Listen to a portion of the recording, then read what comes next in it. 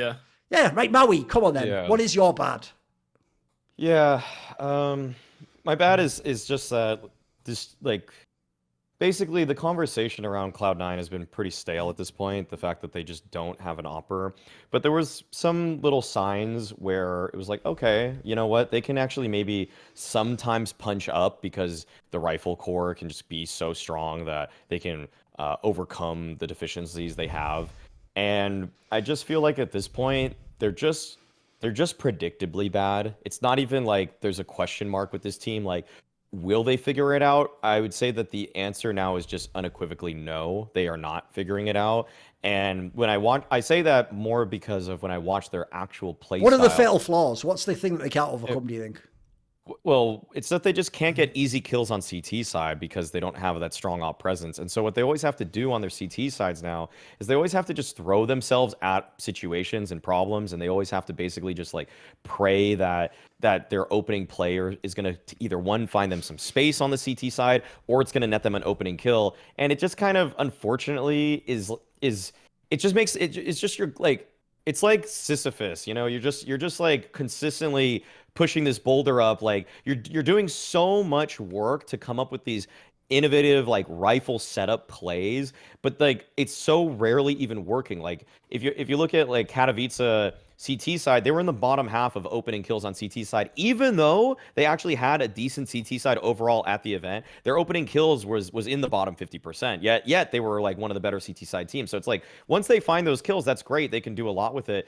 But then on top of it, actually, one thing that's very concerning is like that's their CT side woes. Their T side woes is just they have no op presence that's going to stop an opper from re-peaking them. Like an opper is so frequently just ready to go. If an opper knows they're against Cloud9, then they're just going to have field days. Like Torzi is putting up like good numbers against them consistently. Montu put up really good numbers against them when they played at the Blast Premier Spring Finals.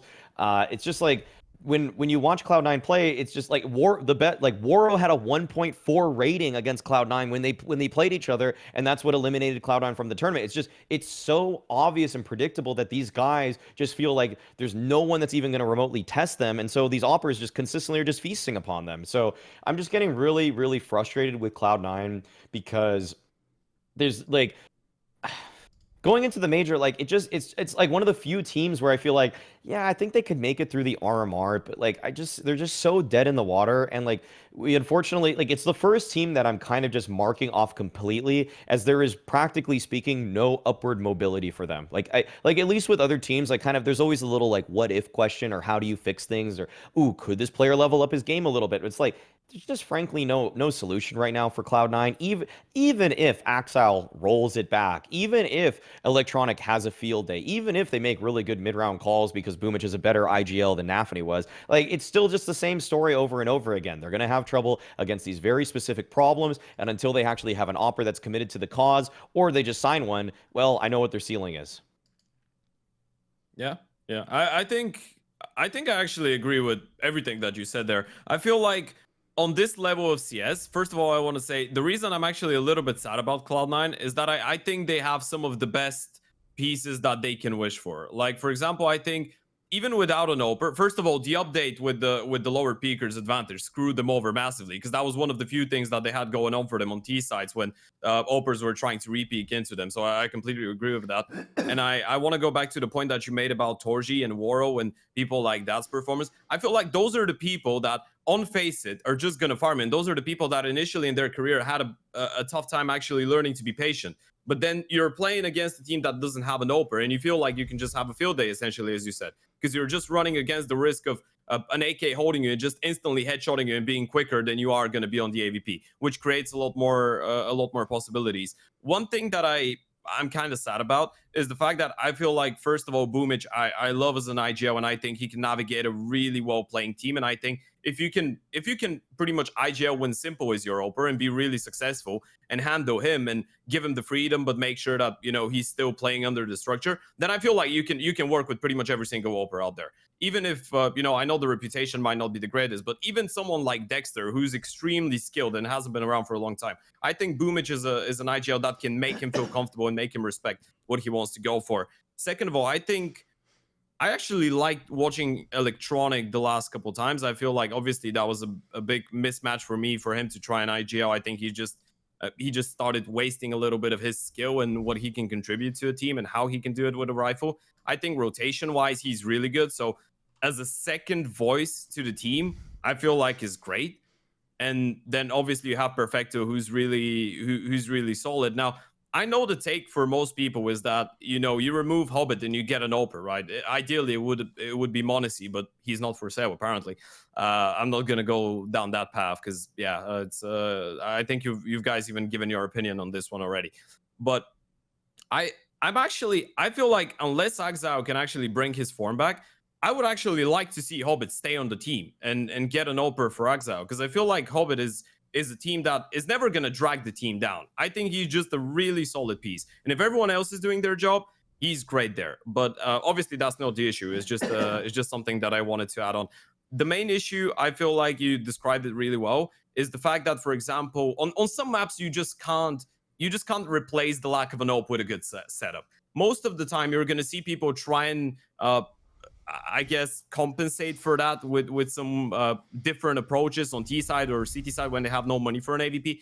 C9 need to do that all the time. Or if they don't want to do the time, for example, if they want to, I don't know, fight hard towards middle and B lane on Ancient, and they want to just leave the AWP on A to lock that part of the map and not think about it, they need to buy Perfecto on AWP. I still remember I watched one Ancient map where Cloud9 had 3 different people pick up the AWP, which might work in some scenarios, but I don't think on elite level you're going to be able to actually get away with this. And having an AWP in some scenario, it's a part of the game. You can't simply play without it. And yeah, if you think that Perfecto or Boomich or whoever is a good enough second AWPer that whenever you need the AWP, he can pick it up, sure. But I'm not necessarily sure that this is the case when you're a team that has some of the best Russian players out there and you want to win trophies. Okay. Yeah, this is an interesting one because I obviously recently did a video on exactly this lineup, the Electronic Perfecto Cloud9. And the problem was basically, this is why actually I get a bit annoyed at this thing that people do in Counter-Strike, where what they do is there's a real take, but because it becomes the consensus, as in too many people have the take, it just becomes like the counter circle jerk of like, well, I'm just going to be a contrarian, just agree for no reason. So like, I'll give you the obvious angle. I'm going to call someone out now, actually. Even though I actually did do an interview with that C9 win guy, who's like a mega stan of Cloud9. He's actually a North American guy, right? The reason why I can't handle that this guy's now doing videos critiquing the problems in Cloud9 is this was the motherfucker when they had that like fucking South African North American lineup was like covering for them being shit at the fucking game and showing how, like, you know, even if you lost around, like, but they had the right idea. It's like, they're never fucking winning a map, you idiot. Like, what are you? It's Cloud9. So now, magically, because these people, like out of some 80s movie, are from Russia, you can just see every flaw of theirs, can you? But so basically, what you're telling me, bruh, is that when you saw fucking Motum and Orsi, you were looking at that and going, well, at least they're trying. And then you just tune into, like, Perfecto and Electronic and go, this just won't do. Do one. And then you know what the reason why I'm calling him out is not only is there that like vibe check that doesn't check out, by the way, but this is mental. Apparently his whole shit is like, stop this lazy take of like they need an AWPer. There's all these fundamental problems. You dumb motherfucker. Those fundamental problems go away if you have an AWPer. The reason you need an AWPer on this team is actually more subtle. Here's what you should have done if you wanted a contrarian take. You take a more nuanced approach on the consensus. So since the consensus can look reductive, it's like, well, look, there's no AWPer on paper, so you can't win because you need an AWPer in Counter-Strike. That's not what we're saying. Like, one thing when you guys were talking there that I was thinking of that no one ever verbalizes is, bro, how did you even manage to make a team that is only riflers? Normally, like, think about Team Liquid or old TSM. The joke is normally there's some fucker sort of wants to AWP on CT side of one map, and you can do it by committee. Like, maybe it's NAF, maybe on a different map it actually twists, or if people know in Navi, Bit used to sometimes AWP. Like, normally in most teams, there's actually some fucker where the joke is we're convincing star riflers not to AWP. Like, please don't do it, Nico. Stay on the fucking rifle. This is one of the only teams I've ever seen with really good riflers, and none of them have any fucking game on the AWP. It's actually like no joke. It's like they must have some sort of humiliation, masochistic fetish in this team, because it's like you've intentionally made yourself like have the fucking gimp mask on, and then letting Shiro go was like you just put the padlock on yourself, like, see you in a week, and then you're just like, on some breath control shit in a dungeon for a week, you fucking idiot. Because like I say, every other team, you can trip over. Like, I think didn't Stown even open fucking Heroic and he was half decent? Like, this is the only team I've ever seen that has really good riflers, but they're not in any way AWP players. So if any team ever screamed out, sign a fucking AWPer, and then let's just add this last detail. Even though, yeah, I'm with you guys, you can't do the obvious two, which is Simple or Monacy. Simple for political reasons, Monacy because he costs more money than God. Bro, outside of that, if I was to imagine this is like the supermarket back in the day, and you know that little board they used to have for the old grandmas, like, look, wanted, looking for, second-hand clothes. You put that little card up, If I'm Cloud9, if I'm putting the card up, must be able to speak Russian and AWP online. It's like, fuck it. The joke is, like, my phone will be, like, DDoSed off the line, you can't. There's a million of them. There's like an unlimited amount of players. So the other thing that's frustrating about this one is, like, you don't even need to spend money. And by the way, the Dexter one's an obvious angle. This is even what I'm going to say to Cloud9 publicly and on this show. Bro, you've got something wrong with your head if hearing that he's toxic means you'd rather lose 13-11 every time on the important third map than just play and have him go, here's something stupid. Oh, but I did just kill 3 people. I'll just say, fucking, just don't listen to him, you fucking idiot. Because in this analogy, like, it's one of the most blatant teams that desperately needs an AWPer I've ever seen. Like I say, it's not even like this. I believe you can run 5 rifles. Liquid has done it. North used to do it back in the. You can do it. Even Astralis did it, for fuck's sake, on T side of Inferno like the entire time. The problem is this personnel does not fit not having the AWP. And add this in, I actually think one thing that's hiding behind what you were both talking about with teams like Na'Vi and Cloud9 before with Shiro and Simple, they're also used to their whole careers playing with a dominant AWP. A dominant AWP. If you have a dominant CT AWP, your whole paradigm of what CT is going to be completely different. You can do it with 5 rifles, but you're going to have to play it a very consciously, like, covering game, for example. There's not one guy, like, for example, you can't just leave a guy ramp on his own now as on his own. What if you get fucking pop flash and 2 people peek him? He's dead. With the AWPer, they still have to worry about the re-peek. They still have to use extra utility, move him off. Like, you don't have to do any of that shit in this team. So then the other thing I'll say is this. I also think the reason now they must get an AWP is because the other thing you've nailed as well, Ted, is they were like almost getting away with it in the old like Peekers advantage one, right? The joke of the nerf is the nerf actually fucks their team because it makes Electronic not as OP on T side.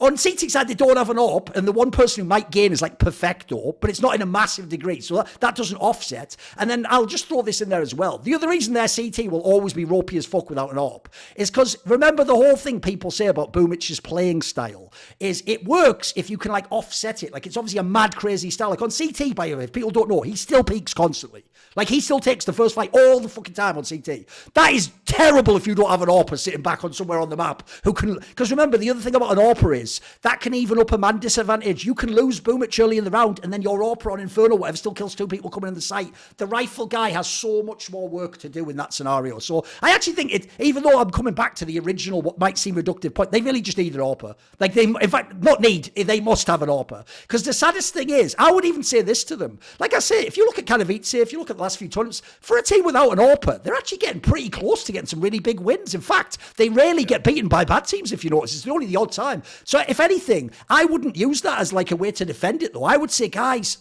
you're that close. Literally, if you can keep all of that, like basically Ted nailed it. There's only one question you have. Is it Axile or is it fucking Hobbit? That's it. Yeah. The rest of them are all awesome. The joke is I'd even keep Boomich. I actually think Boomich, even if it's just taking IGL from Electro, it's worked. It's actually working. Look, he doesn't frag, but the joke is neither does Axile right now. So yeah, you pick which one it is. But the other thing is as well, I'll even say this, even though I personally might, I'll probably stick with Axile. I hope he gets it together. I will say, this is the mistake Axile made. You have essentially let them recruit the obvious next best replacement for you, who was Electronic, you idiot, and now he's not even the RGL. So like, you've almost like fucking put yourself on the dole on that one, mate. So yeah, I think this is actually like, it's a good point. It's a slam dunk. I think it's a bad one in general. Like, because as I say, even though like part of me wants to go, hey, look, these players are still good. Don't throw the players away.